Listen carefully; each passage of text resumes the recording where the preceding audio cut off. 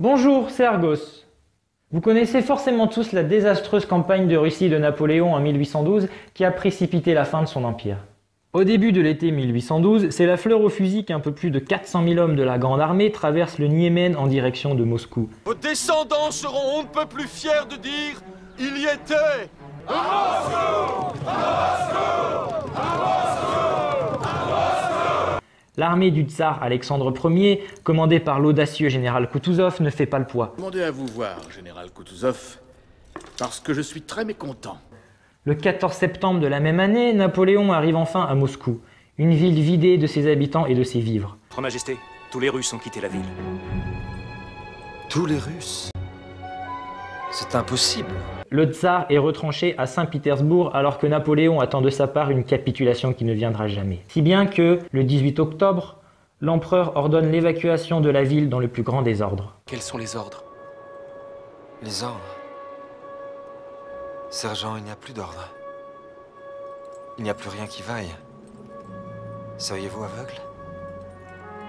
C'est fini. Il est trop tard, tout est fini.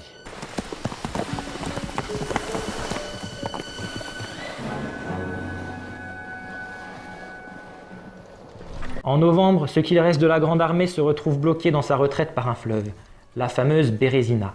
Si j'ai décidé de faire cette vidéo, c'est pour deux raisons principalement. Premièrement, j'aimerais lever le voile sur cet épisode méconnu que fut la bataille de la Bérésina. On connaît tous plus ou moins cette bataille à travers l'expression « c'est la Bérésina » pour décrire un échec cuisant. Pourtant, militairement parlant, la Bérésina fut une victoire française. Alors, militairement parlant bien sûr, j'entends, parce que c'est quand même une victoire qui a été obtenue par les Français in extremis et qui s'est soldée par énormément de pertes humaines. En plus de cela, les quelques soldats français qui ont survécu sont sortis complètement épuisés de cette bataille alors qu'ils avaient déjà le moral bien dans les chaussettes depuis la retraite de Moscou. La deuxième raison, c'est parce que cette expression ne rend pas hommage aux deux hommes, sans qui cette bataille aurait en effet été un désastre pour les Français.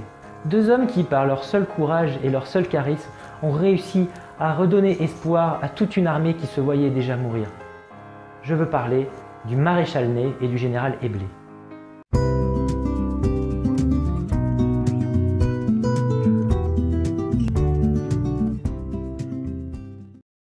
Parlons tout d'abord du maréchal Ney. Il est né en Lorraine en 1769. Il est issu d'une famille de tonneliers. Rien ne le destinait à devenir général. À cette époque, les officiers faisaient des grandes écoles militaires et étaient issus de familles nobles ou bourgeoises. Très vite, à 18 ans, il décide de s'engager chez les hussards, contre l'avis de ses parents. Là-bas, il est très vite reconnu pour ses capacités de meneur d'hommes. Sa chevelure rousse lui vaut les surnoms de le Rouquin, le Rougeau ou même Crâne de Tomate. Mais la Révolution française éclate. C'est une période instable et violente, mais qui donne aux hommes passionnés l'occasion de révéler leur vraie nature et de déverser le feu ardent qui coule dans leurs veines. C'est le cas de Ney, qui devient vite sous-lieutenant et lieutenant dans les armées révolutionnaires. Lui, qui est fils de famille modeste et qui n'a pas fait de grandes écoles. C'est exactement le genre d'homme que veut Napoléon pour diriger son armée. Des hommes courageux et intrépides, qui donnent l'exemple à leurs hommes en se jetant tête la première dans la bataille. Autant dire que sa carrière dans la Grande Armée fut fulgurante. Plusieurs de ses assauts sont décisifs dans les grandes batailles. Sans lui, la fameuse bataille de Eylau, de février 1807, aurait été un échec cuisant pour les Français. Son arrivée inespérée renverse la situation, alors que la Grande Armée était sur le point de tout perdre face à l'armée adverse. Si, le maréchal Ney et ses régiments sont au contact de l'ennemi.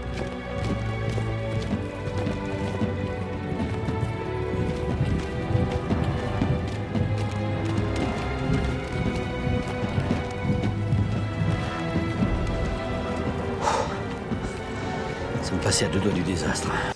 La victoire qui s'ensuit à Friedland en juin 1807 et qui a débouché sur les accords de Tilsit qui signent la paix entre France et Russie est en grande partie due à sa témérité lorsqu'il se jette dans la bataille au devant de ses hommes. Et petit à petit, hors de question de lui manquer de respect en continuant à l'appeler le Rougeau ou Crâne de Tomate. Non, on lui donne alors les surnoms de l'infatigable ou le Lion Rouge. Napoléon lui-même aime à l'appeler le brave des braves. Ça en dit long sur la façon dont il était perçu par ses pairs. Malheureusement, c'est probablement son caractère impulsif qui a aussi conduit à sa perte. Pendant la campagne de France de 1814, durant laquelle les coalisés marchent sur Paris, il déserte Napoléon pour rejoindre les Bourbons. Il reste néanmoins maréchal dans l'armée de Louis XVIII. Quand Napoléon, ayant fui l'île d'Elbe, débarque dans le sud de la France, il va lui-même dire au roi « Avec un régiment, nous en aurons facilement raison. Je vais de ce pas offrir au roi de m'en charger. Je lui ramènerai le forcené dans une cage de fer. » Pourtant, à Auxerre, alors qu'il se retrouve enfin face à Napoléon, il retourne à nouveau sa veste et le rejoint.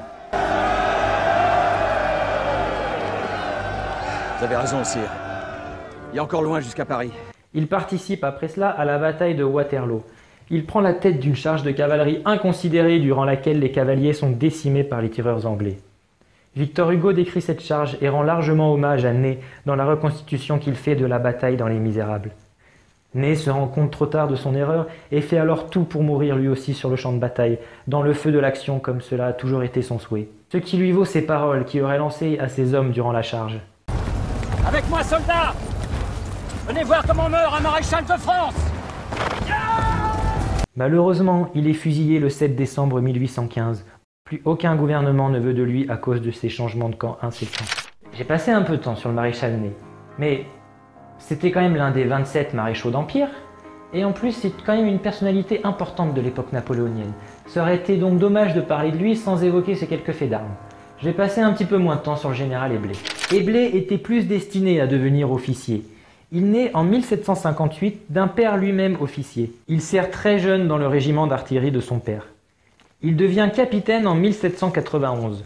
Comme Ney, c'est un homme plein de volonté et de courage et il prend part aux guerres révolutionnaires.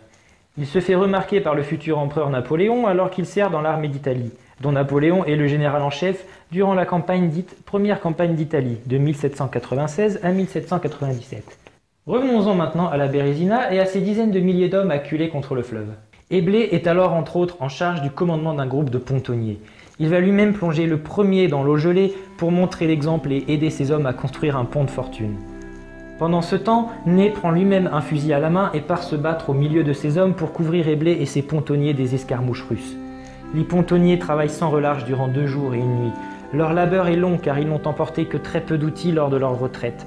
La plupart d'entre eux meurent de froid et d'épuisement, et par leur sacrifice, sauf ce qui reste de la grande armée. Éblé et Ney, comme ils l'avaient tous deux promis à leurs hommes, sont parmi les derniers à franchir le pont avant de le brûler. Éblé meurt moins d'1 mois plus tard, d'épuisement dit-on, pendant que le maréchal Ney poursuit sa route avec le reste de l'armée à coups de marche forcée. On imagine facilement que la peur et le désarroi étaient palpables parmi ces hommes qui se voyaient en train de mourir, bloqués par le fleuve alors qu'ils fuyaient à pied dans la campagne gelée depuis des semaines.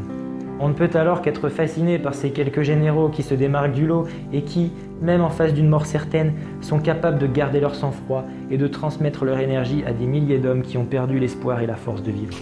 Essayez de vous imaginer 2 secondes le courage qu'a eu ce général Éblé, arriver dans une situation aussi critique, arriver à garder un esprit rationnel et se dire « Bon, que dois-je faire ?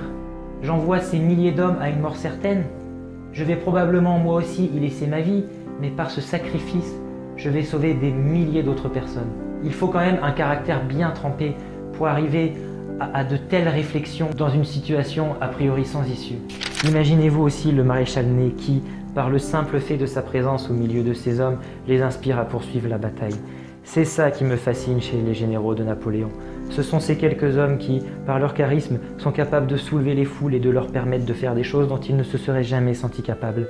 Ces hommes qui ont assez de courage pour garder tout leur calme dans les situations les plus désespérées, donnant ainsi l'exemple.